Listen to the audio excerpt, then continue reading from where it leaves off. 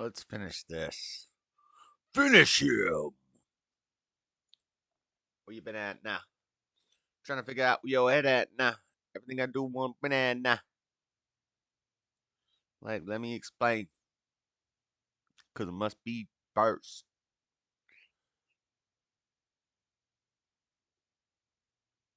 $106, right? YouTube saved it. How come nobody told me if my freaking title was spelled wrong? AI messed up the word conservative. Or I messed it up when I put the prompt in for the AI. But you'd think if we were There's chaos at the southern border. If you were really artificially intelligent, then you would have been able to fix my typo. AI. Not very reliable. I deleted my chat GPT because they banned me from making images for some reason. I don't even know what happened. So I can't make a new one. And I liked that lion.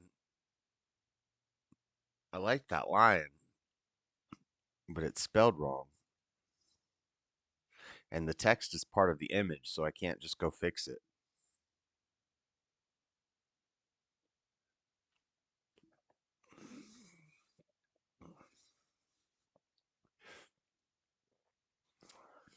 Crisis at the border unrelenting, with thousands arriving daily, overwhelming border officials. Joe Biden's...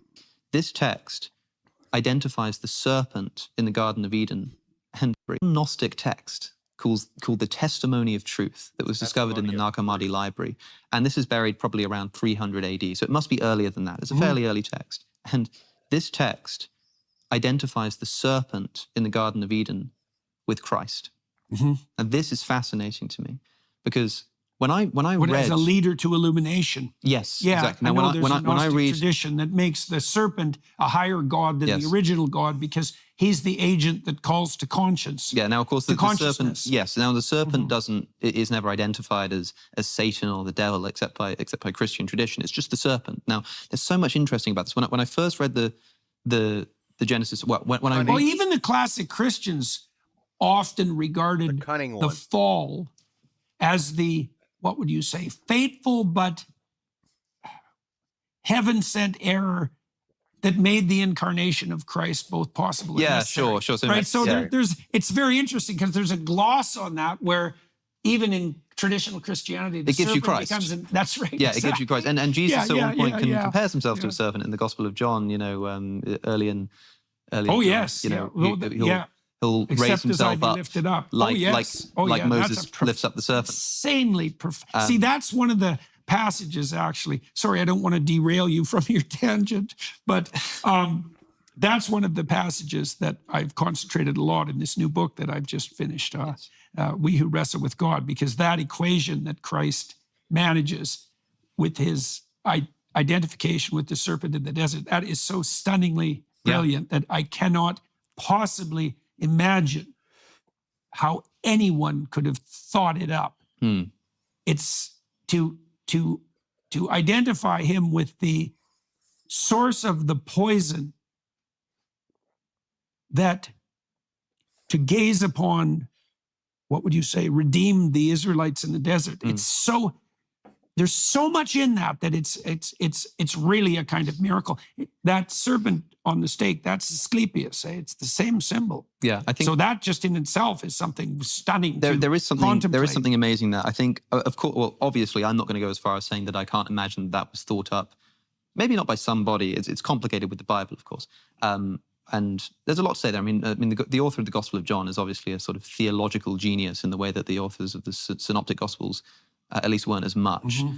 So it's believable to me that could be the case. But besides the point, because that's another complicated thing to talk about. But when I first, it wasn't the first time, but the first time I really tried to read the Genesis account of the Garden of Eden. And I was doing it in the service of sort of producing a video. I want to revisit the story, make sure I sort of understand it properly. I'm reading this text, and God says, you can eat of any of the trees, but not the tree of the knowledge of good and evil. And immediately you think to yourself, oh, why not? Why wouldn't? And some people like to say, oh, it's because that's actually, by eating of the tree of the knowledge of good and evil, Make you get yourself like to God. dictate morality. So Yeah. it doesn't read like that to me. It reads to me like knowledge of good and evil. Let's just take it at face value to start with. It's like, why not, God? Why not? Well, we're not told, but don't do it, because in the day that you eat of it, you shall surely die. Yeah. Now the serpent comes along, and the serpent is described as more cunning than any of the animals that God created. Yeah. I don't speak Hebrew, unfortunately, but where it says, for example, more cunning than any of the beasts that God had created, that could mean of all of the beasts that he'd created, or more cunning than the beasts that he had created. Almost as if this is Maybe he didn't create it. a being in the Well, garden he did create it, but that God himself didn't actually create, or God isn't sort of connected to in the same way. Because why is the serpent there in the first place is a question that's worth asking. Okay, That's for sure. so you have the serpent, and that word cunning. I thought to myself, well, what does that mean? So I looked it up, and it's the word like arum or arum. I don't know how to pronounce it, but I looked elsewhere in the Old Testament, and it's used in a few different ways. It means cunning, it means subtle. Subtle, yeah. Throughout Proverbs, it's used consistently to mean sensible, or to mean prudent. And so there's one reading of this. Now the serpent was more sensible than any of the other beasts of the Garden of Eden, and he comes to Eve and says, "Did God say that if you eat of that tree, you'll surely die?" And she says, "Yeah, that's what he said." And he says, you will not surely die in the day that you eat thereof. God just knows that you'll become like him, knowing good and evil, and he doesn't want that.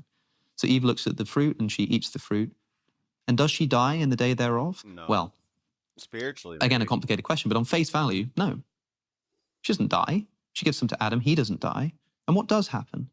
Well, God says to them, or God says, now they have become like us, knowing good and evil. They must be banished from the garden, so they do not outstretch their hand and eat from the tree of life. So it seems to me that you've got this serpent who could plausibly be described as the most sensible of the animals, telling Eve seemingly there's an immense, the truth. The people who regard Milton Satan as an admirable revolutionary tend to have the same attitude towards the serpent in the garden. And it's a very complicated issue, because even to the degree that the serpent is an agent of Lucifer, which I think is an extraordinarily profound reading and overlay on that initial story. I think it's remarkable.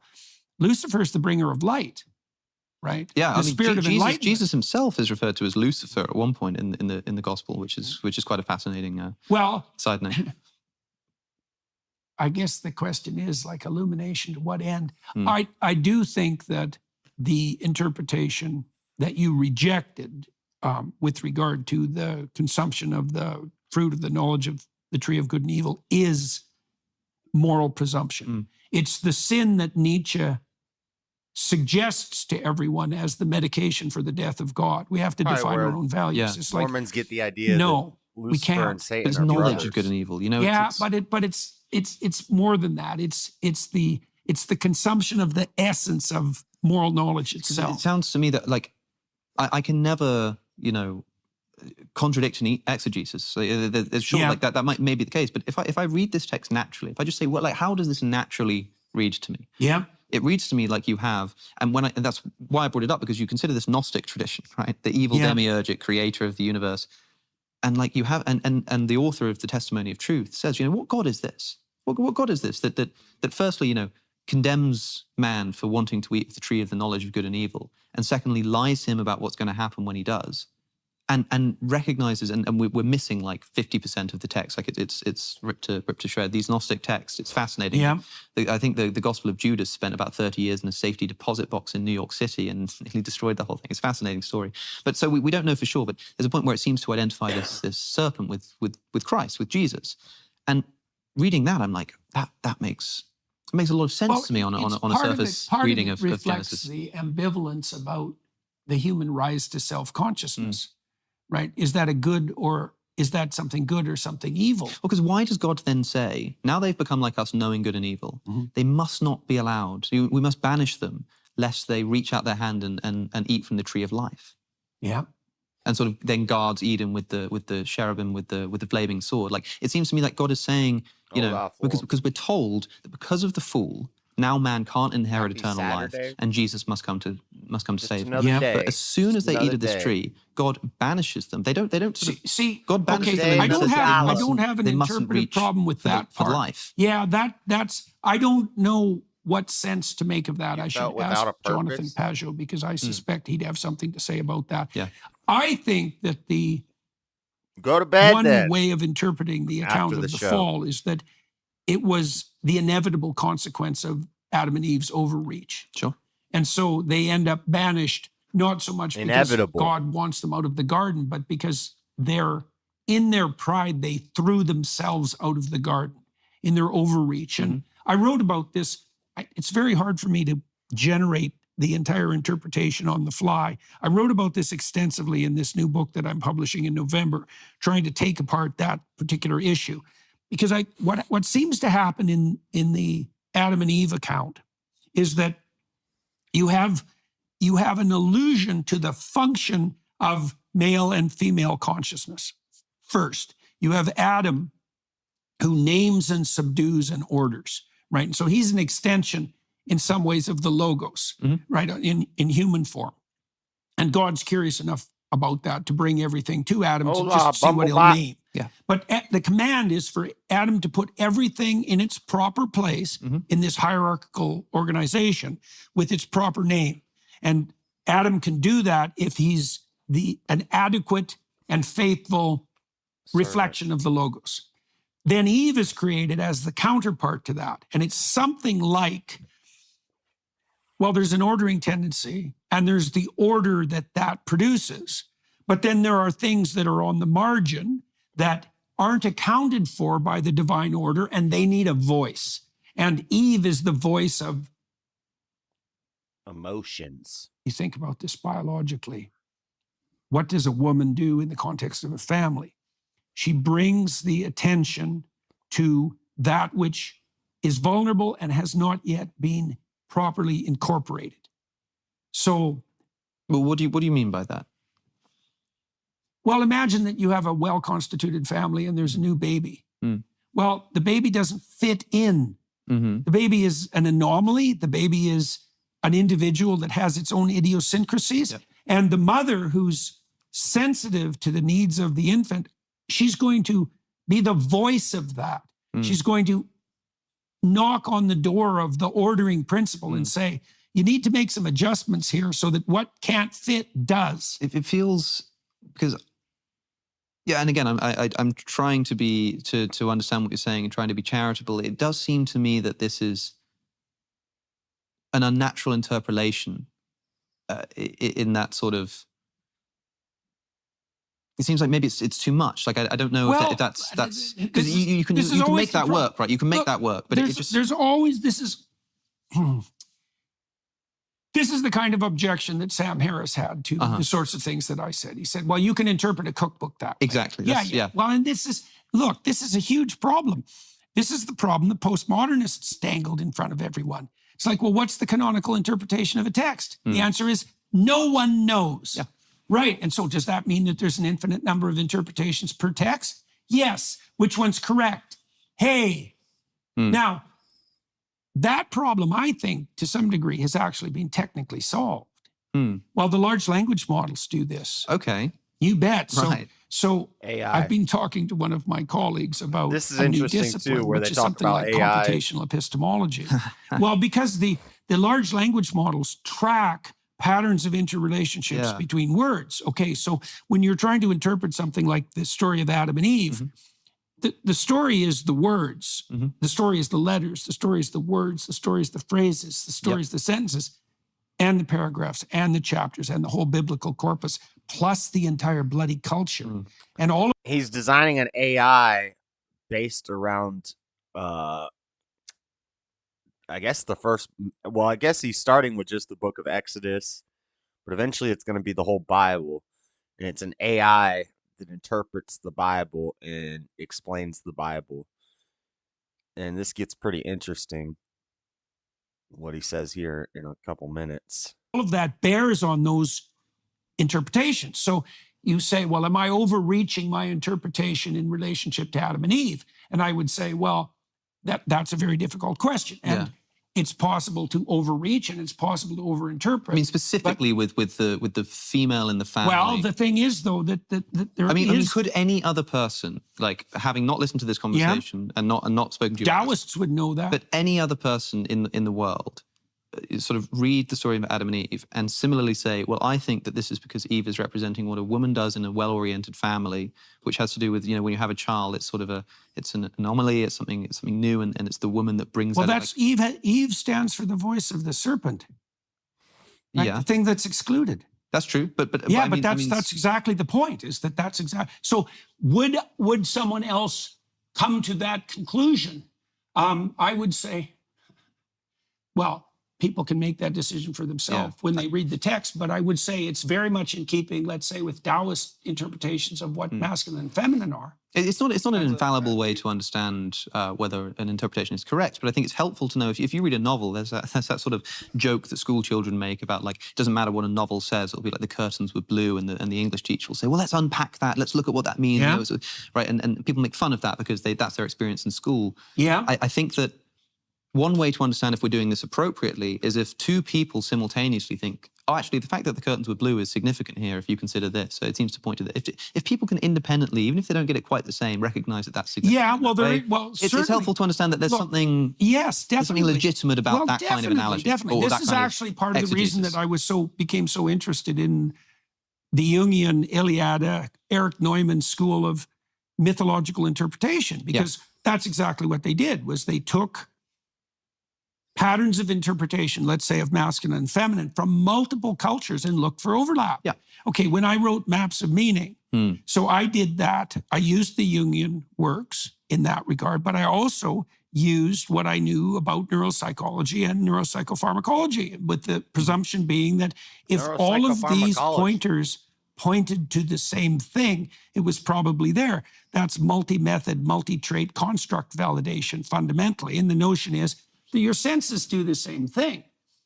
If your eyes and your ears and your sense of smell and your taste and your touch all report the same thing, then you have a reasonable probability of surviving if you assume that it's true. Now, that's not perfect, because the reason we talk is that I don't want to just rely on my own senses, even though there's 5 of them. So I've got a quintangulation happening, which is a pretty decent way of specifying truth. I want to know if your perception shows concordance, right? Sure. We want this converging evidence. Now, it's trickier with textual interpretation. Partly it's trickier too, because mere consensus is not sufficient. You need deep expertise. Okay, so why would I say that? Well, we have these large language models, for example, and they're doing statistical analysis of textual interrelationship at every level, right? Billions of parameters. So the letter conjunctions, the word conjunctions, the phrase conjunctions, the sentence conjunctions, the whole bloody thing. But even they're prone to go astray. And the reason for that is that they're overweighted to the present. So we have the alignment problem as a consequence, which is, well, how do we trust the AI interpretations? Well, the same problem obtains for human beings, the alignment problem. How do we align ourselves? Well, that's what a classical education did.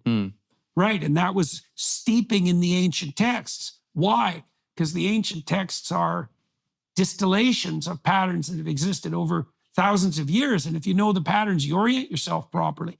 And that also makes you immune to...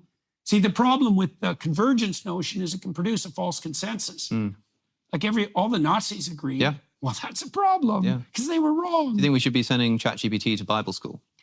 Absolutely. Absolutely. Well, I have a colleague, we've been training AI systems on classic texts. They're way more useful. Yeah. I use one all the time. We haven't released it. How is it more useful? Do you It's not woke. Seriously, it's not ideologically accurate. Right. But surely it is. It's ideologically. It's ideologically controlled and confined, just in a different way. No.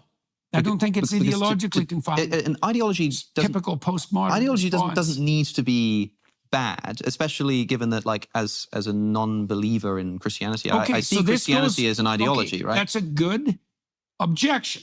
This goes back to the point that you made. This goes back to the point you made about people taking the right to themselves to define the moral order, let's say in the Garden of Eden. Okay, so what's the problem with that? The problem is that the proper interpretation is bounded by the actuality of the cosmic order, right? So it isn't, the postmodernists say, well, it's just one ideology. It's either this one or this one.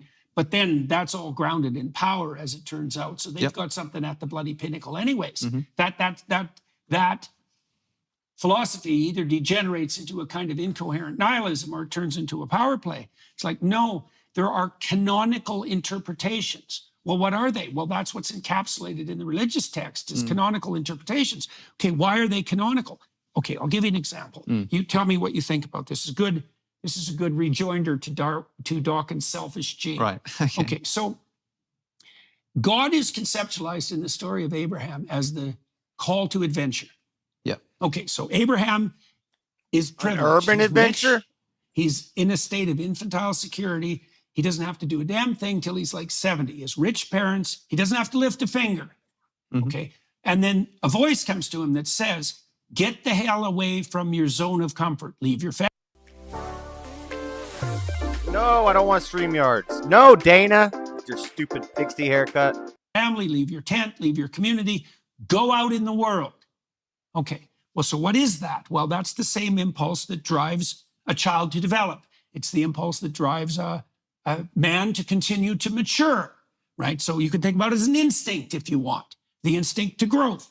Okay, God makes Abraham a deal. It's such a stellar deal. He says, look, if you listen to this voice of adventure, if you commit to it, if you live by its dictates, and you make the proper sacrifices along the way, this is what will happen to you. You'll be a blessing to yourself. Okay, so that's a good deal. That's a nice start, right? So you don't have to be miserable and self-conscious, right? Aware of your own nakedness. You can start to walk with God again. Okay, but more, you'll do that in a way that will ensure your valid reputation. So that's a good deal because you want to have a reputation that's distributed in the social community, obviously. And if it's based on something real, so much the better. Then you're not a charlatan or a fake or a psychopath. Okay, but that's not all. He says, you'll do that in a way that will enable you to establish a permanent dynasty that will cascade down the generations. And that's not all either. You'll do all that in a way that's beneficial to everyone else. So this is so cool because it speaks of, it's something like the tree of life. It speaks of a concordance, right, between the instinct to mature and develop, that calling of adventure, the pathway that actually works best for you, the pathway that works best for you and establishes something permanent in a manner that enhances your reputation, that cascades down the generations. Okay, now Abraham is offered, if he follows this pathway, God says, well, you'll be the father of nations. Okay, so now imagine this. This is contra the selfish gene, let's say. The human pattern of reproduction. Dawkins' mistake was that he thought reproduction and sex were the same thing. And they're not. They're not, especially not in the human case, because human beings are high investment, long-term maters, right? Sure. So we have very few offspring and we invest like mad in them. Pair bond, you live long enough to be grandparents, you put okay, so that means that to be the proper father, you have to act out a sacrificial ethos. Okay, the idea in the story of Abraham is that if you act out that sacrificial ethos properly, which aligns the spirit of adventure with the harmony of the community, you will act in a manner that best ensures the long-term survival of your offspring, right? So you can imagine it's not just the contribution of sperm to egg, it's the development of an ethos of paternal care that increases the probability that your children will be successful, but also in a way that increases the probability that their children will be successful. All right, so that's an alignment with a genuine cosmic order. It's not arbitrary. And so there are interpretations, we'll say, they're not just ideologies. They're not just arbitrary interpretations of the way the world lays itself out. They are in harmony with the cosmic order. And that's what makes them deep, sacred, fundamental, and in the truest possible sense. That is the proper rejoinder to the postmodernists. It's like, see, this is why they insist It's why they're so anti-science in their ethos too. And this is where Sam Harris has got a point, because Harris likes to make a case for objective morality. Objective. It's like transcendent is the right word, not objective. But did it actually happen? I'm kidding. What I was really interested thinking about that, and I just had 3 hours with Sam Harris. Yeah. Where we Sam sort of went Harris around on that question, and I agree that I think his system fails, essentially, for what it's worth. He's got a point. He wants to ground morality in something that isn't a mere postmodern illusion. Yeah. And there's something to be said for that. I want to know how much, like... Yeah, but you can't do it without a God. The story of the Old Testament, or the Hebrew Bible, the story of Abraham, okay, train a large language model on that because it's integrated into the cosmic order, however you want to say it.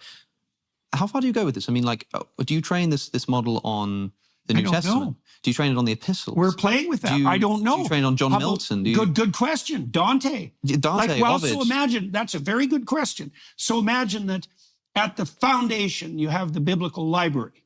Okay, but then you have, like you said, the secondary literatures. What about the Quran? We want to train a separate one on the Quran. The keep them and then apart. we want to have them debate. Yeah. Well, what's really... He's saying he's going to make an AI trained on the Bible, and then another AI trained on the Quran, and have the two AIs debate each other. That's wild.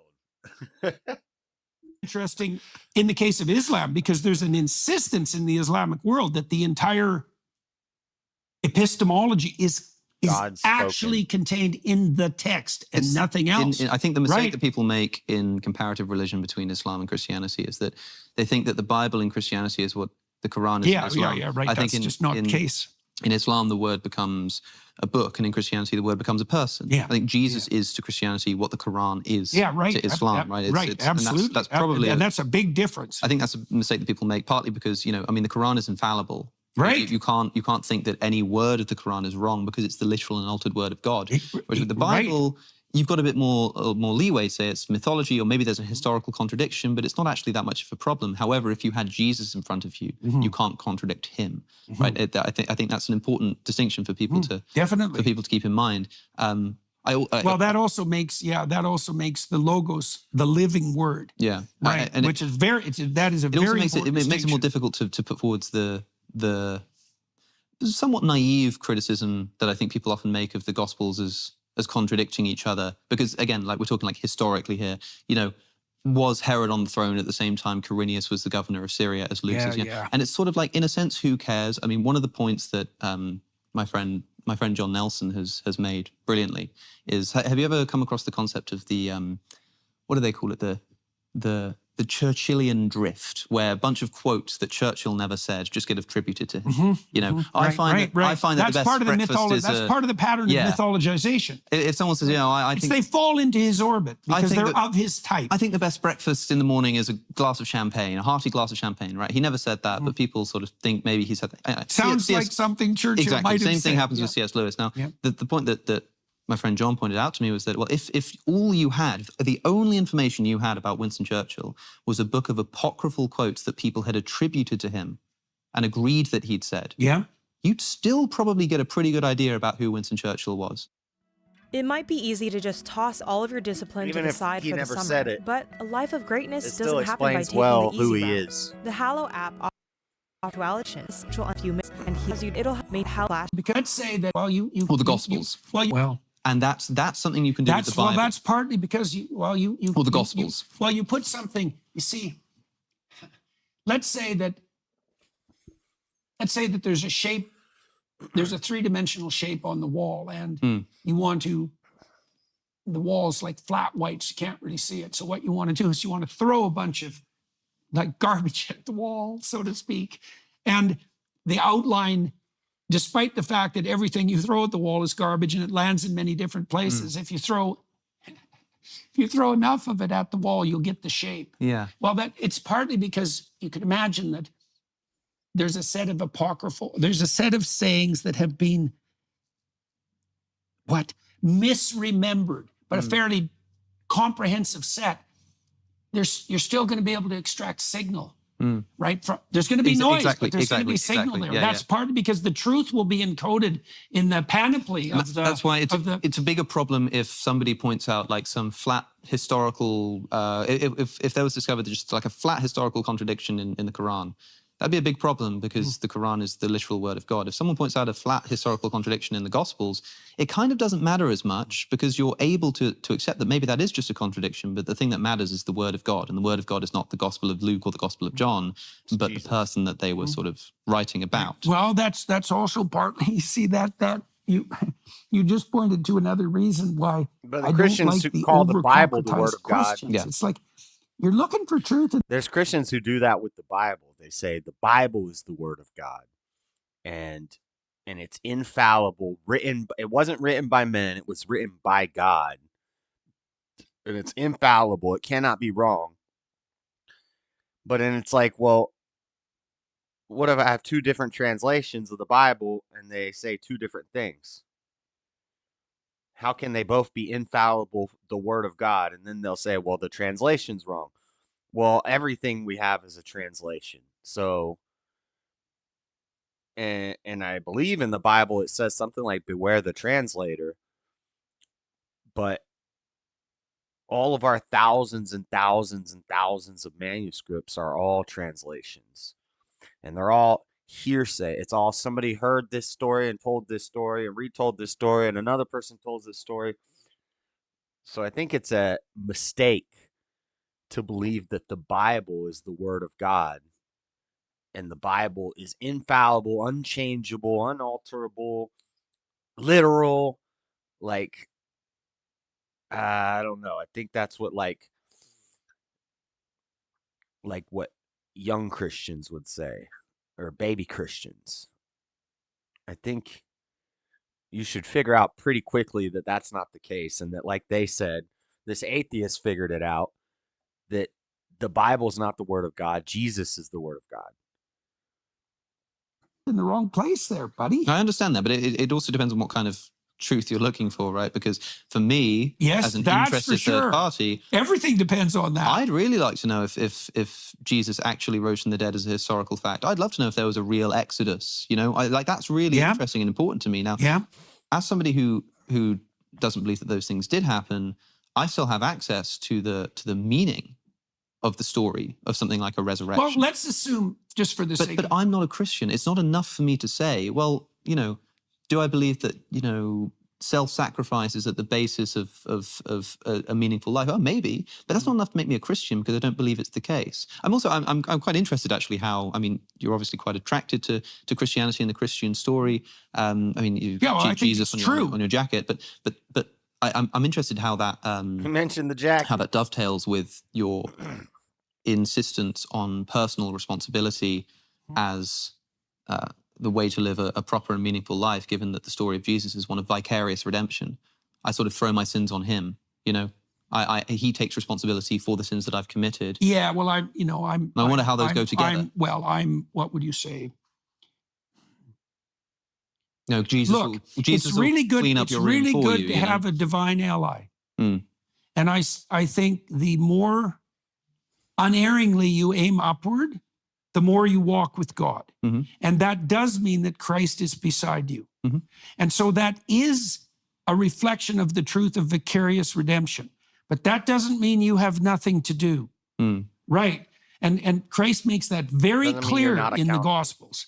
Not everyone who says, Lord, Lord, will enter the kingdom of heaven, right? Only those who do the will of my Father. You must be willing to hate your brother and your father. There's a tension there because the vicarious redemption idea is a reflection of the mercy of God. It's like if you, and I believe this to be the case, as I said, if your aim is upward, then God is your ally, right? And so he's there with you, bearing the cross, but you're still obliged to carry it, right? And you see that in the story too. That's embedded in the Passion story because there's an insistence in traditional Christianity that the suffering and the death that a man would experience I don't like they call it the Passion in that situation story, the Passion were real. of Christ. despite the fact that God was also experiencing it, right? So there's this duality. And I think that's reflected in the idea of vicarious redemption when it's understood properly. It's like, yes, you'll have... Here's another way of thinking about it, is that if you aim upward unerringly, you have the spirit of what's good. What are you saying? You've established a relationship with the spirit of what's the highest good. Well, then that's with you.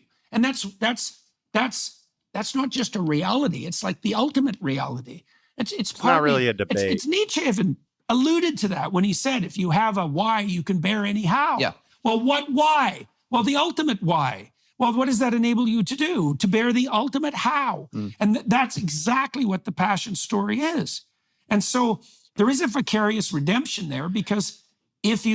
Jordan seems more like he's debating. Alex is not. This is not Alex debating. I've watched video breakdowns where Alex goes through Christian stuff, and he said it a few minutes ago. He said, I'm going to be charitable here, and I'm just trying to understand your worldview, and I'm just trying to figure this out and get what you're saying.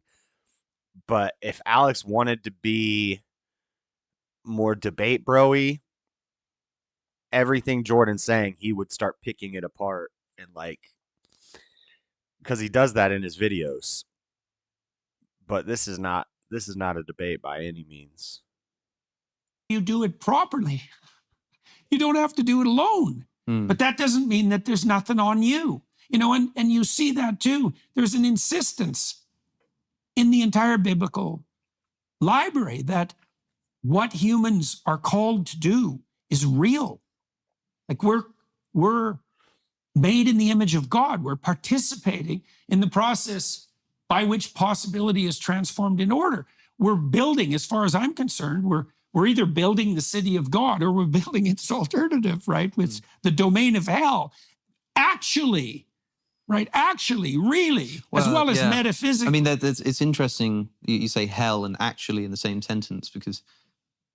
Well, it's easier to believe in hell than heaven. Well, one of the other criticisms that I made of you in this video was that I felt like you were appropriating religious language illegitimately to apply a sense of the sacred to profane things, to mundane things. And that's perhaps one example. So I can give you a few examples. I mean, one is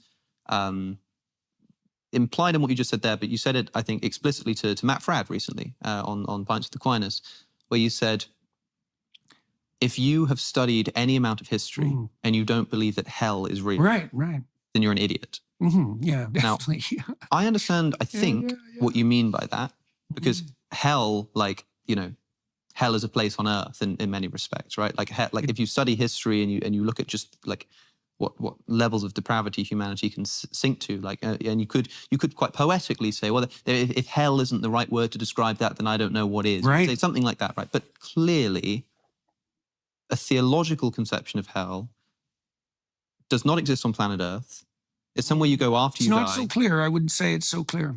Well, certainly not in the Jewish tradition. And okay, maybe Dante. Maybe not in the. Okay, maybe not. But a modern Christian who asks you, for example, do you believe in hell? And you know that what they mean. They mean the place you go after you die. The place you go after you die. Then when you respond and say, sort of, well, of course hell is real. Well, you don't believe in hell? Have you studied any amount of history? If it's sort of, it feels like you're sort of describing two different things. There's a simplification. The other area where this largely happens, I think, is when you've said that the very act of doing science. See, there's a concordance there between that concept of eternal punishment in the afterlife and the hell that unites all totalitarian states. But I don't know what the concordance is.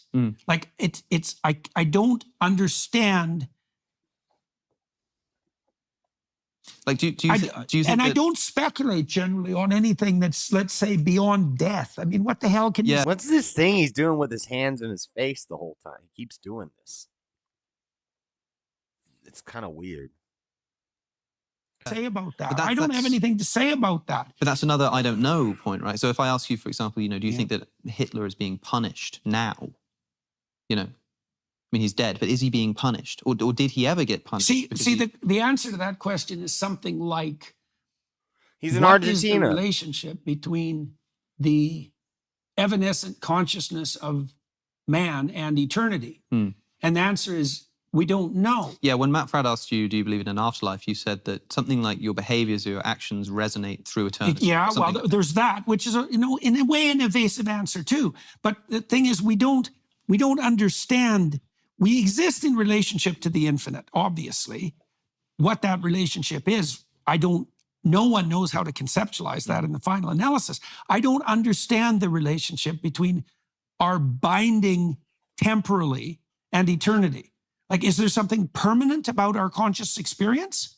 I don't know. I think you excite your Christian listenership when you say, like, not only, do I believe in hell, but you can't not believe in hell. I mean, are you serious? You seriously don't believe in hell? And they think, here's a strong sort of warrior. Well, and you go, the other. But then they realize that what you mean by hell is just like, it's so lots of human suffering and catastrophe, on planet Earth. It's more than that, because because it is the case that the invitation to hell is.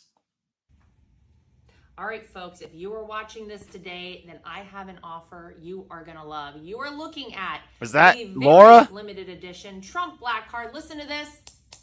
This sucker is metal, folks. We have limited quantities of this Let's card. go. Is that Laura? True Trump Republican. If you want to prove that you want to make America great again, if you want to join us in this fight and get your hot little hands on one of these puppies Trump today, got then some attractive ladies in his family.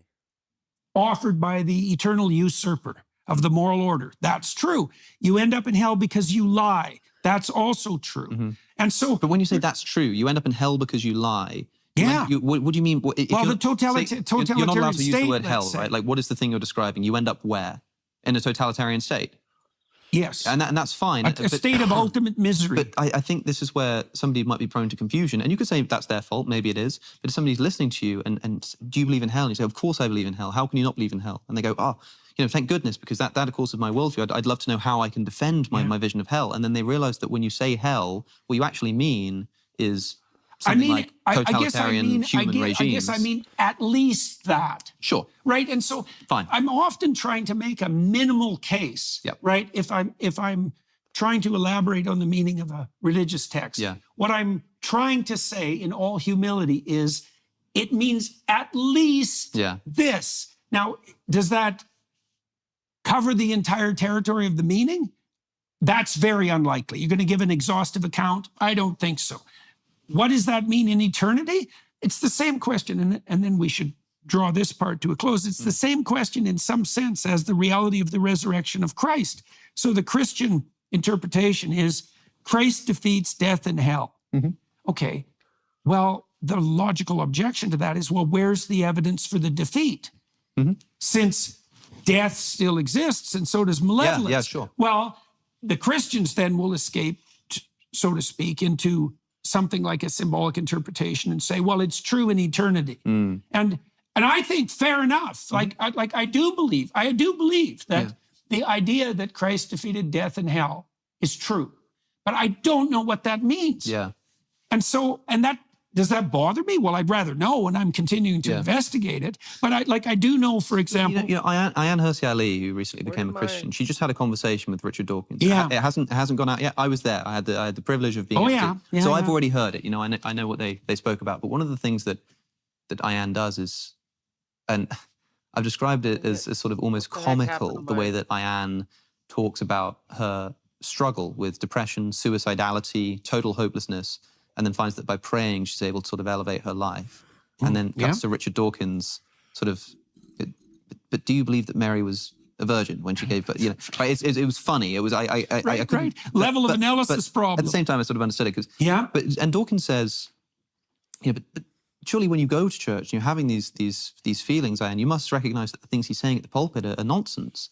And Ayaan said that she chooses to believe it. She says that I no longer find it to be nonsense because what she implied, and I don't want to put words in her mouth, I can't remember, but it was something like, oh my gosh, Trump gets repeated boos during Libertarian Convention speech.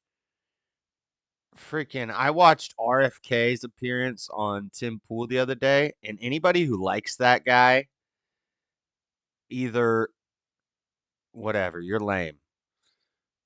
People ask me, do you like RFK? What do you think of RFK? He seems all right. Are you crazy? Watch the interview. Watch the Tim Pool agree with me, Josh. No, not when you're wrong. Go watch the RFK on Tim Pool and then tell me what's good about that guy. Tell me what you like about that guy. What he said he said something about the COVID Vaselines. So now he should be the president? Come on. If you want late-term abortions, guns taken away, a man who follows his wife more than his own common sense, vote for RFK. You can have a nice beta male loser who rode on Epstein's plane multiple times. And yeah, have fun with that. Libertarians. Anyway, back to the video.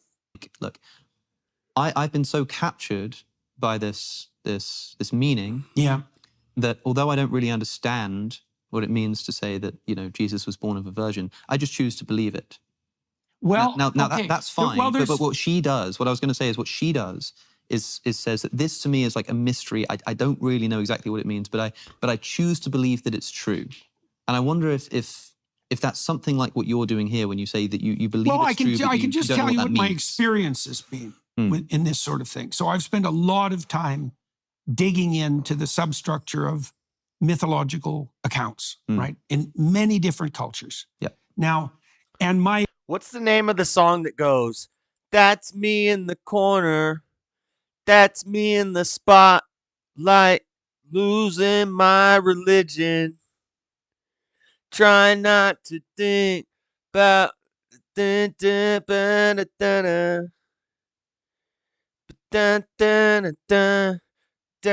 what is that? What's that song? I heard that song while I was working the other day, and I was like, dang, I like this song. This song needs to be cut up, remixed, get some rap verses thrown on it, take that chorus. We could take that chorus and we can kind of take just all the song and cut it up and put it together and make like a nice chorus and then have some like bars in there. Ooh, that'd be a great intro song. I liked that song. What's that song called? Does anybody know? Is that REM? But I don't know why I can do it. Trying now, I said too much. I haven't said enough. That's me in the spotlight. Oh man, that song was lit. my experience continually is the deeper I look, the more that's there. And then I see things come together. Is it called I Said Too Much? I said too much, disparate. Maybe? And that there doesn't seem to be any limit to that. And so now when I see things that are disparate or even contradictory, I think, well, as you already pointed out, given the nature of the biblical library, there's room for some contradiction. But more than that, I think, well, that might be illogical or irrational. Losing my religion. Or I might just not understand it. And my experience has been that it's called Losing My Religion from REM. Thank you, Jeff Hewitt. Yeah, I like that. I liked that song. It's one of those songs I've probably heard 100 million times in my life, but I've never like listened to the words. And when you like listen to the words, it's like, this is deep. Assumption turns out to be the case far more often than not. And so, you know, you can imagine that you can get the apprehension of a pattern and you can think the pattern is compelling. And then there are details within the pattern that you don't know how to reconcile. But this is what Ayan is doing in accordance with your account. It's like, well, I'm not willing to forego my view of the pattern because of some lack of concordance with details, especially given that I'm ignorant. Yeah. No, like, well, I can only tell you what has been the pattern of my investigations. It's like the more deeply I This is knocking and asking. The more I seek, the more is present. And I guess, to conclude, I suppose here. Yeah. So suppose I'm somebody, and broadly this is true. I think the gospel stories are fascinating and resonant. I like the idea of the resurrection of Christ. The way that it's criticized as this evil human sacrifice, I think is misleading. I have all of those parts. Yeah. Right. But I'm not a Christian. And I suppose the question... In what way are you not? Well, that's what I mean. To help me understand what you mean by this, what is the difference between someone who's not a Christian and not... That's a good question. They're not some new atheist type. They're not like, I wouldn't worship God even though... They're just not a Christian, and someone who is. What's the difference between those two people? Is like 90% Christian. That's what people keep saying about him, and I think... Well, I think partly because I do believe that he is committed to the truth. He does believe that the truth will set you free. He does believe that there's an intelligible order. Yeah. He believes that the investigation of the intelligible order is redeeming. This is... Right, it's a shame we don't have a bit more time to do the science thing. Perhaps that will have to be another conversation. Yeah. So who is and who isn't a Christian? That's not an easy question. And that's, again, why I started our conversation. Well, I think it's inappropriate for you to try to say who is and who isn't, but just abstractly, like, what you think the difference is. Like, what is it that, under what conditions Christians does somebody hoist their cross and walk uphill. Right, okay, so I've heard you say that before as well, right? But that is what I think. That's the difference. Not to sort of try to be too left-brained about this, but like, in practice, what do you mean? Or like, perhaps two sort of symmetrical questions. What are the conditions under which somebody can say... How careful are you with your words? Well, I try to be careful. Okay. Well, that's a good approximation. Martin Luther King Jr. I'm looking up Memorial Day. Oh, no, it's just showing me holidays. Okay. I thought they were saying Martin Luther King was in the military. Because as far as I know, maybe he was, but I don't think so.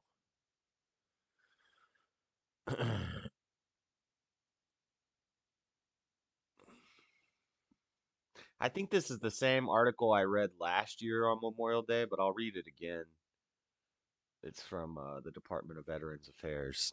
I'd rather read from them than Wikipedia. I'm putting together the Monday show.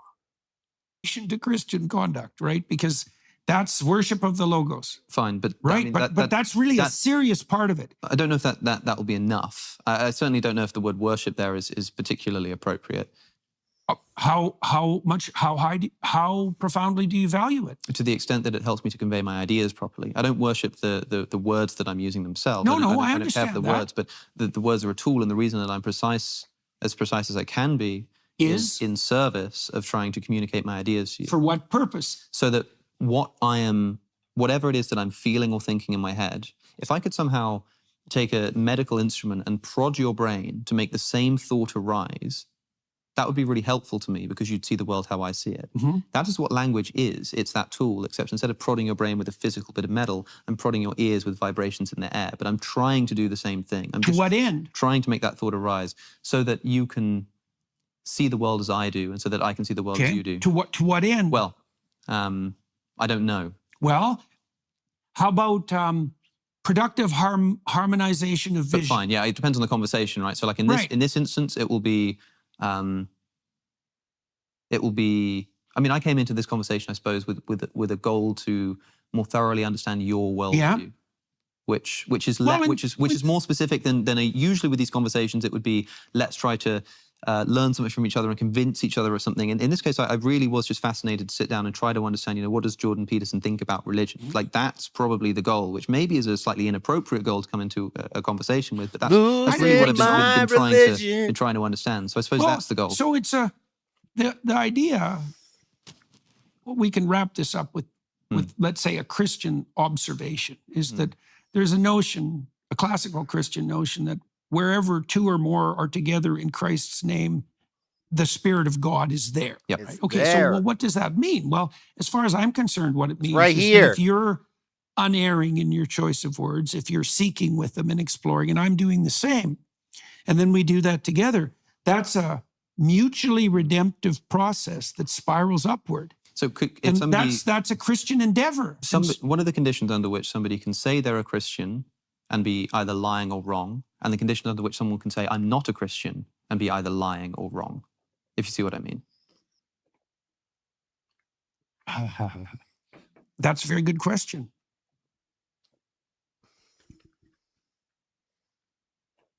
We're ready for that one, were you, Jordan? Well, something came to mind right away when you asked that question, like pretty much instantly. So, you know this kid's a genius. This is like a 28-year-old. He just stun-locked Jordan Peterson. That's me in the spotlight. What's up, Chris? What's up, bro? Losing my religion. The redemption. Haven't said enough. There's a reason that Christ is represented as the person who took the sins of the world onto himself. Well, that's the essence. It's like the world is a fallen place.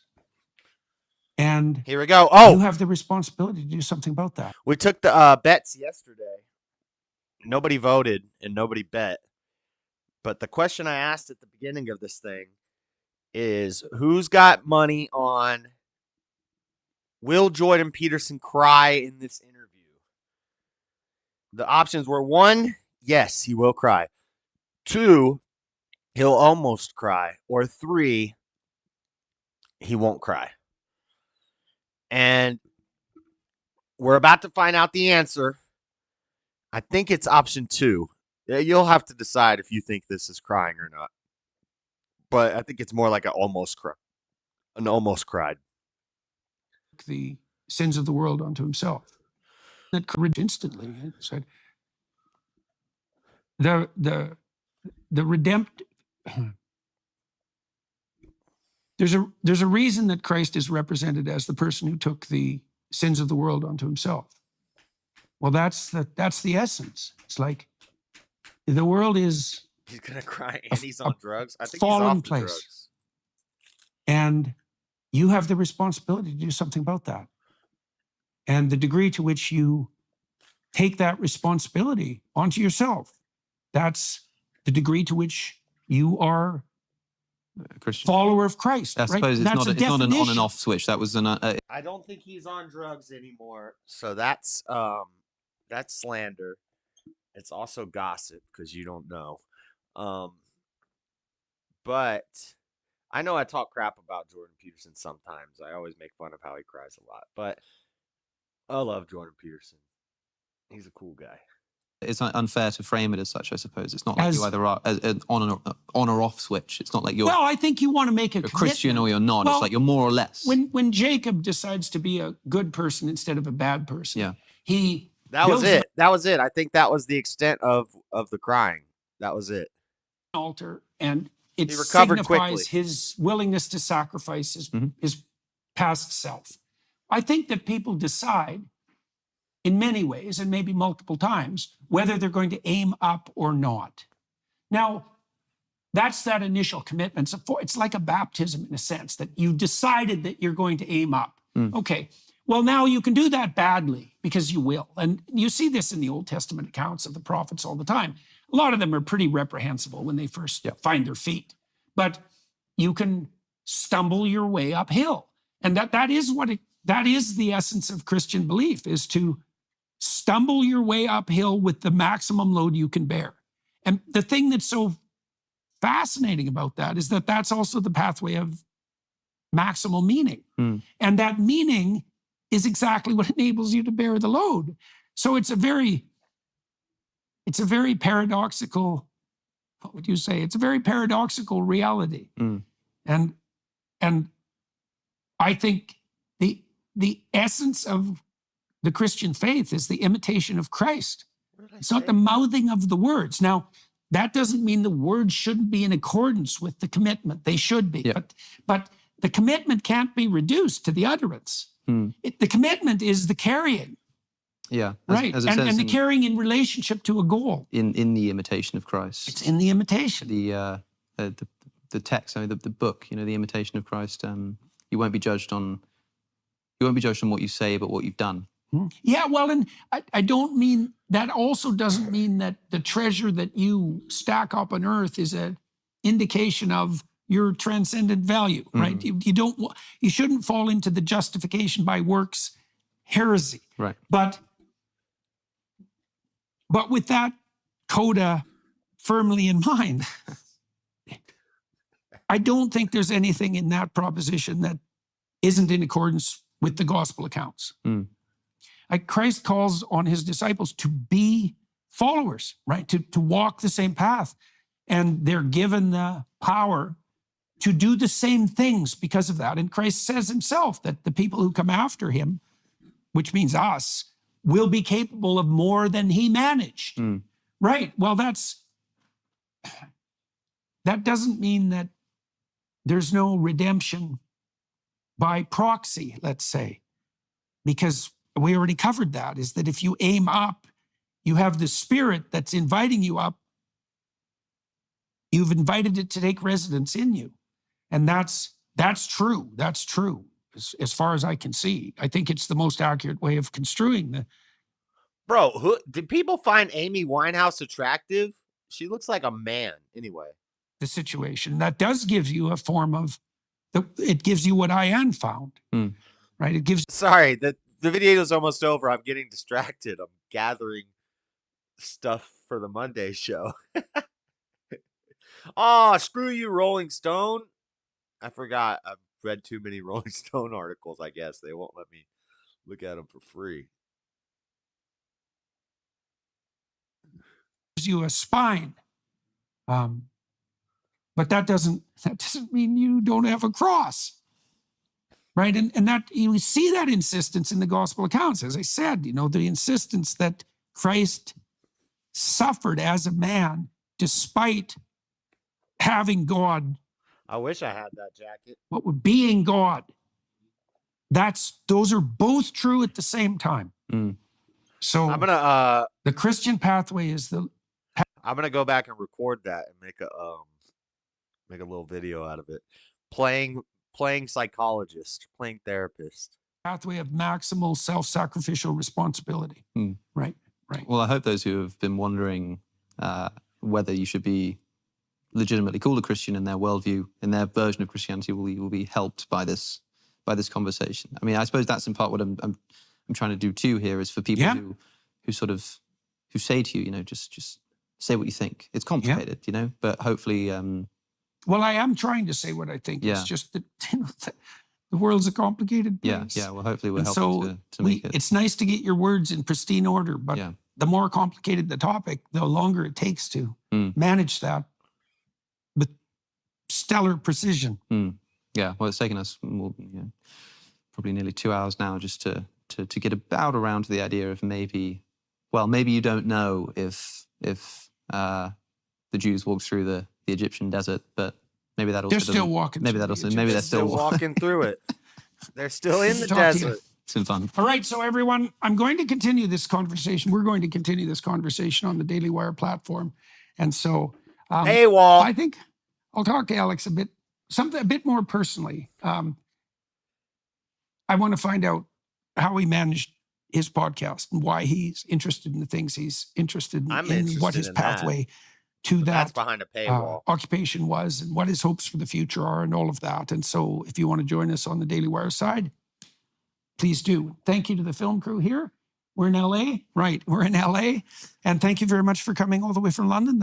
It's very good. And it was a fine conversation. Much appreciated. Yeah, enjoyed it very much. And thank you, all of you who are watching and listening. Wouldn't it be funny if you saw like Freddie run up behind the window over here and he was like dancing in the window or something? Or it's just any random person. I just said Freddie because he's in LA, but it'd be funny if some like random person walked by and like photobombed him. Thank you for your time and attention. Well, hopefully we'll see you on the Daily Wire side. And if not, then, well, for the next podcast. I think that's an almost cried. He started to cry, but he caught it. I watched most of this yesterday. This is ruthless. Hodge twins and Destiny. So basically, you're a cuck. That's what they said to him.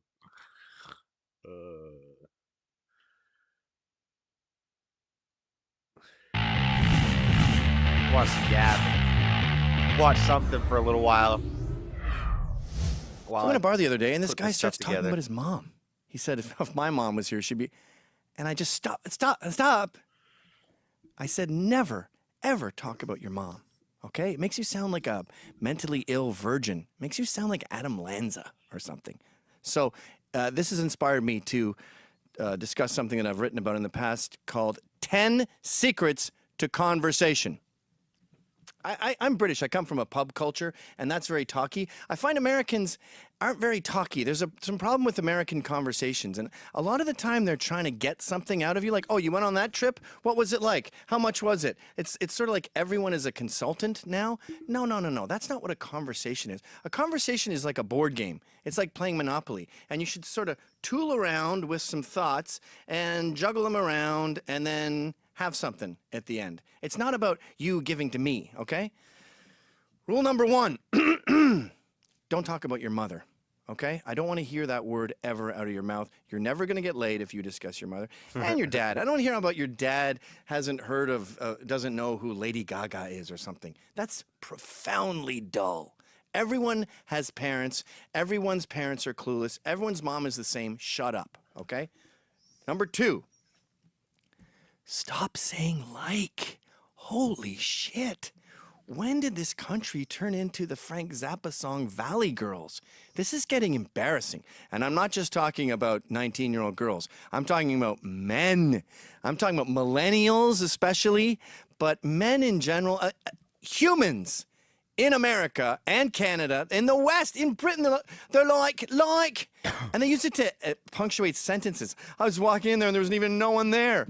Like, or they just replace entire words. They'll go, so I was like, and he was like, and I say to them, you are a retard. You can say, I said, and half the time, by the way, when they use the word like, it's for something that is not similar to something. So there was like 10 people there. Just say there was 10 people there. Stop saying like. You sound like a valley girl. It's infuriating. I had to go up to someone in a restaurant and say, guys, stop talking like that. You sound like teenage girls. He threatened to fight me. They threatened to fight. 3, never ask, what do you do?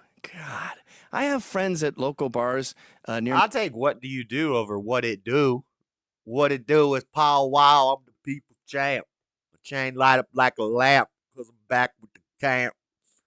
My house, and I don't know if they have kids. I don't know their last name. You don't talk about what do you Gavin do. And Andrew That's Wilson? such an LA thing. It's super.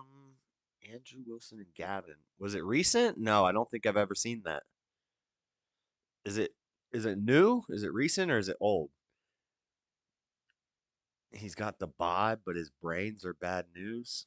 Yeah, that makes me, when you say that, that makes me question your brains. Super corny. Number 4, astrology. This is what you do when someone says, when were you born? July. I think he's a genius. Oh, Leo, right? You just go. Don't. There's what do you no. mean? He's got. What did I hit? I hit the wrong thing. His brain is bad news. He's got multiple successful businesses, publications, organizations. He's hilarious. He's funny. He's creative. He writes well. He thinks fast and on his toes. What are you talking about? Hey, never ask, what do you do? God, I have friends at local bars near my house, and I don't know if they have kids. I don't know their last name. You don't talk about what do you do. That's such an LA thing. It's super corny. Number 4, astrology. This is what you do when... I don't know. I'm quoting the film Valley Girl, you complete noob. I don't know that. How would I know that? I don't even know what that is. One of the best films ever made. What the? Why would I not assume you're talking about Gavin? Someone says, when were you born? July. Astrology is a deal breaker. Leo, right? You just go. No, get out of here. You're done. Don't. Cut off. There's no improving someone who believes in we're astrology. Not friends. There's no working with it. They're just dead. As soon as they say that, they're dead. I don't care if you're a Nazi. I don't care if you're retarded. Everything I can work with, but astrology, no. Number 5, Beer and politics don't mix. Sorry. One of the reasons we have the Proud Boys is here in New York, we never get to talk about Trump without starting a massive riot. So we have one time a month, we go to a bar and we all get together and we can just barf all our Trump, immigration, build a wall, look at the Dow, real estate's fucking rocking, this is the best time to be alive ever, freedom, Constitution, blah, blah, blah. Otherwise, when you bring it up in a bar, it gets heated, and then people can't control their emotions because they're drunk. And the next thing you know, someone's doing this thing with the fingers right like that, and it's going to get violent. Which brings me to number 6. Keep it light. This is where the Brits really shine. They can do counterintuitive thinking, and they can take devil's advocate positions because they're good at conversation. It's fun for them to play around. Like with Roosh V, when he said, you know, if women couldn't charge rape I didn't know after they had invited someone to their home, they'd be a lot more careful about who they invited to their home. That's a dangerous, counterintuitive, weird thought.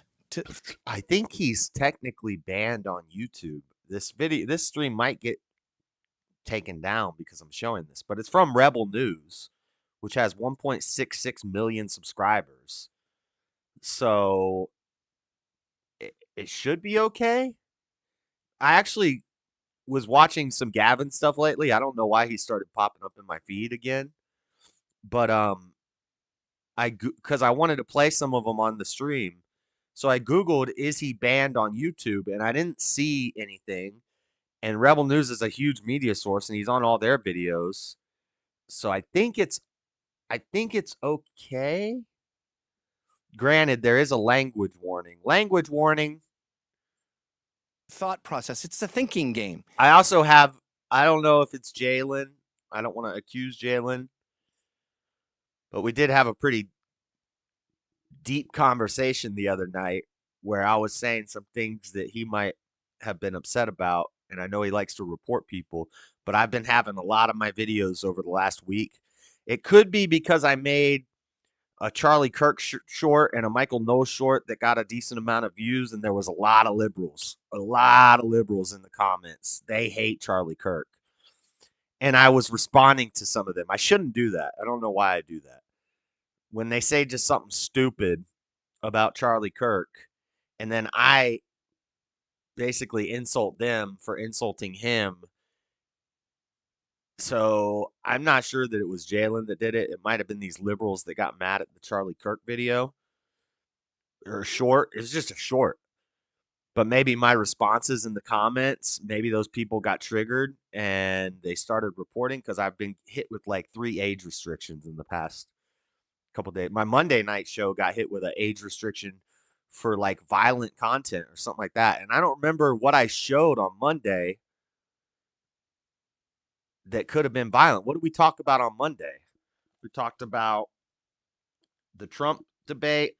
We talked about the Slovakian prime minister assassination. And then I played a bunch of videos of attempted assassinations on politicians. Maybe that's what did it. We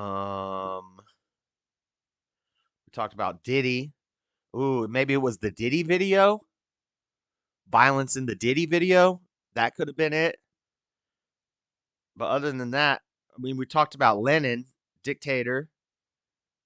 I don't know if I showed any video. I feel like the Pol Pot video was more violent than the Lenin. I don't think I showed anything in the Lenin video that was crazy bad. The Pol Pot video had dudes on poles when the ocean was rising. Dudes tied to poles in the ocean while the ocean was rising. I thought that was pretty gruesome. But to get hit with an 18 and up for violence, it had to either be Diddy or all the assassination attempts or something about Lenin.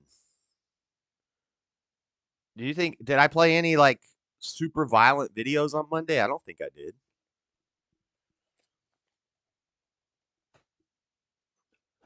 And he's right, by the way, but everyone took him so literally and assumed that he wants to advocate rape. He wants rape to be legal because they're not capable of playing a mind game.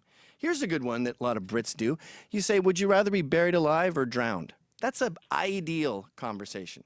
Now, I like to go even kookier and dumber than that. Like, I still can't figure out how sewing machines work. I don't get how the thread goes down, and then how do you loop it around on the other side and come back again? That's a fun thing to do in a bar. You sit down with a guy and you go, hey, you know that riddle about where they bring... Yeah, definitely, Rome. Which is why if like this gets hit because I'm playing a Gavin clip, that's BS, because Rebel News is allowed to show it. Why? Just because you have over 1 million subscribers, you have pull with YouTube, you're a media agency, so you're allowed to show Gavin clips, but I'm not allowed to. I'm not a trusted news source, so I'm not allowed to talk about the P. Diddy stuff. If I show the P. Diddy clip, I get in trouble, but ET can show it on primetime television. It's bullcrap. It's bullcrap. Seed over the thing, and there's a... But it's either that, or I think what it is somebody got butthurt and they're reporting me. And I don't want to challenge it, because if you lose the challenge, it looks bad. It's better just to like let it slide and just on to the next one. Fox and a chicken, and you have to get them over the river. And then he can't really remember it either. And then you both piece it together, maybe even pull out a piece of paper, a napkin, and you figure out what the riddle I don't was, think and then you either, answer the riddle. See? He has openly admit to doing that in the past to people. And we got into like a 2-hour conversation about homosexuality and Christianity and how they're not compatible. And I was trying to be very gentle, and I think I was very nice. I think I was very gentle, and I wasn't insulting him, even though he insults me all the time. I said repeatedly, I love you, Jalen. I love you, Jalen. Clip it. I even said I was gay, and you can clip it. I said I'm gay, because gay means happy. I said gay means happy. I'm gay. And then I said I love you, Jalen. So if you clip those together, you could have a pretty damning piece of evidence against me. It's just like mind games. It's like Sudoku. Number 7, no technology allowed, no phones. God, I see these guys. When one guy goes to the bathroom, the other guy goes, oh, good, I finally get to check my fucking Twitter. Keep your phone in your pocket. Even if you go, what's that place at the bottom of Africa where whites are being murdered? And you want to pull it out and pull up your maps. South the reception Africa? sucks in this bar. It's going to slow down everything. It kills the conversation. Don't look it up. And this is especially true with old guys. Hey, dads, you can never remember anything. My dad will be having a conversation. He'll go, who was that guy? He was an actor. He was James Bond. His name was Sean. It was Shin. And I'm like, just make up a name and keep moving along with the story, please. Right, want to we keep get the everything story. moving. It's like Little League Baseball. I always say to the kids, just swing. Stop being a snob context. and letting all these strikes go past you because they weren't in your wheelhouse. Just keep it going, kids. Swing, talk, and phones kill conversation. Number 8, you only get 2 minutes to speak. So if your kids are taking music lessons or something, I don't know why you're talking about your kids. No one wants to hear about your kids. Stop showing the bartender pictures of your kids, by the way. She doesn't give a shit what college they go to. God, you're dull. But I've noticed someone will talk and they'll tell me like the whole history of their kids' music lessons until we're sort of done. And I know everything there is to know about their daughter's piano lessons. And I go, I shouldn't be an expert on that. You only have 2 minutes. So you talk for 2 minutes, this person talks for 2 minutes. You talk for 2 minutes, and that's the maximum. I'd like a few 10-seconders in there too, some funny quips and rude insults. And that, I'll get back to that with 10, but number 9 is it's not about you. So you may talk about yourself a little bit, but there's this tendency, especially in America, where someone will say, there was... For the most part, Stephen will. I slip up occasionally. I try to, yeah, I do know what I'm doing, but sometimes I forget. It was a crazy thunderstorm yesterday, and they'll go, yeah, the worst thunderstorm I was ever in was in Thailand. We're on vacation, and everything goes, well, how does that reflect me? What's my contribution? Me. And that's not fun for other people. They're not interviewing you. You're not Madonna. They don't care about your personal life. We should be talking about things external to all of us and learning from it. And that brings me to number 10, which is the most important one. You should come to a conclusion. So say you come up with some dumb theory like, I bet you little brothers are better fighters generally than big brothers because they always got beat up by their big brothers. I bet if you researched it, then you'd discover like the top MMA guys all had big brothers. And this is just a hunch. I just made that up right now. And then the other guy contributes and he goes, yeah, you know, I remember there was a Muhammad Ali had 2 older brothers. I don't know if that's true. And that goes around and around. And then you come to a conclusion. I think you're right, Gav. Or I think you're wrong, Gav. It's the reason people end up being good fighters is they come from a dangerous area and they grow up fighting. It's nothing to do with siblings. There, we have a conclusion. So it's like we did this little research team and we come up to something. That's how it goes. You do your little 2 minutes, you come up with a dumb conclusion, and now you're smarter for it. That's what a conversation is. It's just a fun game, and it's not about you, and it's not about your fucking mom. Hey guys, thanks for watching. Please subscribe to Rebel Edge. I like where you can find all Miles McGinnis. I like the Miles McGinnis ones. College kids don't know what Memorial Day is. I think that's an old video. I think Liberty Hangout, Caitlin Bennett is just reposting old videos. Because I feel like this is an old video. Why she always got so much security? Clown World Insanity, news reporter. Look at this woman. What the? Oh, Mike versus everyone. I like that guy. He's cool.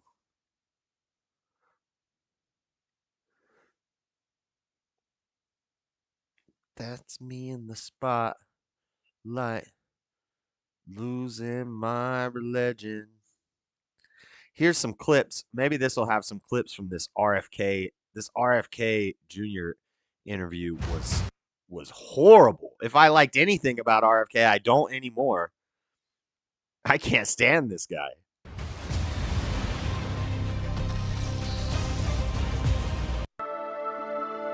They asked him at one point about. They said at one point you wanted to change Columbus Day to Indigenous People Day, and you agree with that? And he's like, I don't want to talk about that. I'm not here to talk about cultural war issues. I'm here to talk about the real issues. And Tim said, well, I get it, but if you're agreeing with this, then you're with the counter, like the bad people. Like, this is like, I don't agree with it. And Tim's like, but you do agree with it if you want to call it Indigenous People Day. It could be both. You didn't say it could be both. You want to call it Indigenous People Day. And then he like dodged the question. But then he was totally cool talking about Epstein for 20 minutes. Hey guys, welcome to the Liberal Hive Mind, a channel solely focused on exposing the abundant... Yeah, Stephen Will, you missed it. I was trying to figure out the name of that song because I heard it the other day and I like it. I wanna chop it up and make like a chorus and then put like a different beat on it and like make it like a hip hop. Use it in like an intro clip or something because I like that song. Hypocrisy of the left. Yep, so once again, there goes that narrative. Supposedly, RFK Jr. is gonna pull more votes away from Donald Trump than he is from Joe Biden. You know, even RFK Jr. alluded to this not too long ago in a podcast. He claimed that his internal polling data showed that a majority of his voters would rather vote for Trump than Joe Biden. This is what I always thought, and correct me if I'm wrong, I always thought it was a bad move by the DNC to try to get you off the ballot because I thought you might take more votes away from what otherwise would be a Trump voter. What do you think of that? I take more votes away from Trump than I do from Biden at this point. Mm-hmm. So we've polled our own people, and we take about 57% of the people who are our supporters who we poll say that if I drop out of the race, they'll vote for President Trump. And obviously, this is the stuff of nightmares. This is the stuff that keeps you up at night. Kind of spooky, to say the least, but I'm not sure it's as great of a threat to a potential Donald Trump term, as I'll show you guys exactly what I mean by that. We got some stuff to get into, so let's roll the tape. All right, folks, so I pretty much laid out the ground. You said it's a hopeful sign now for our country that we celebrate Indigenous Peoples Day. Oh, they got it right here. We're ready. See, this is the worst clip of the show, and this was like one of the dumbest points in the show. There's so many other things. His whole abortion stance was dumb. He said he was against late-term abortion until his wife had a conversation with him, and explained to him that women don't really get late-term abortions because of convenience. They have to do it. And he's like, and then she changed my mind on that. And so I changed my views and I changed my opinions. What happens if you're 8 months pregnant and you're pro-life, and then somebody like your wife comes along and changes their mind and changes their opinion about it, and then they decide, oh, it's not a person, I can kill it. Like, as a nation, it shows that our country is now ready to explore and to tell each other the untold histories of those dispossessed people who have previously languished on the margins. Yeah, you have problems with that? With changing the name of our holiday? I didn't say we're changing the name. But, so... People you are did. welcome to I have call a it problem with Columbus that. Day, but it's also called Indigenous Peoples Day. It's not. This country's big enough for a lot of different people. Sure, but the idea of Indigenous People Day was literally to take the name Columbus away. Well, there's like a weird background noise, and I heard it during the stream, during Tim Pool's show, and now I hear it again. So it wasn't my phone, or I was like, what is that? That's on his show. Your idea, it's not mine. Well, the activists literally said they were changing the name of Columbus. But that's not my idea. It's your, it may be, there may be some activists who want to do that, but I feel like that the indigenous people should have a day if it overlaps. There's many holidays that overlap with each other, and that we shouldn't be taking away from one group to give to another. But I do think we need to make a larger commitment to indigenous people because they have been systematically robbed and cheated. And, I think the voice thing is fake. I think he trained his voice to do this.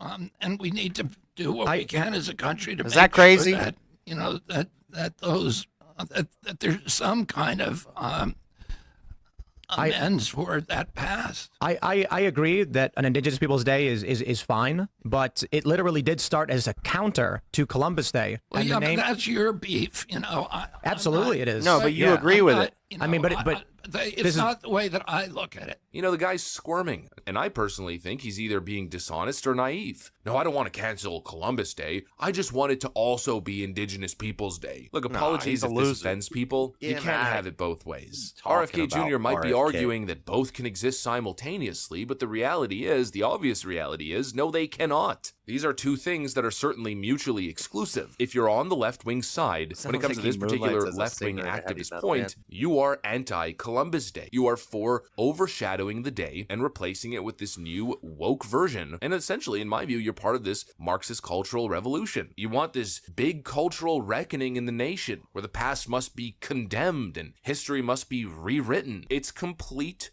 woke nonsense, and I personally want nothing to do with it. I don't know about you guys, but I'm sick of all of these new days. Every new day is some new woke celebration or new woke protest. It's some day claimed by... Have you ever seen, it's kind of old footage of Tim Pool skateboarding? I think I have. I think maybe you've sent it to me, or you've told me about it and I've played it. But yeah, I think I've seen Tim skating before. I think I've seen him skating a handful of times, but I've seen him skate. He's got a whole freaking skate park. Alex Stein was there skating around in it.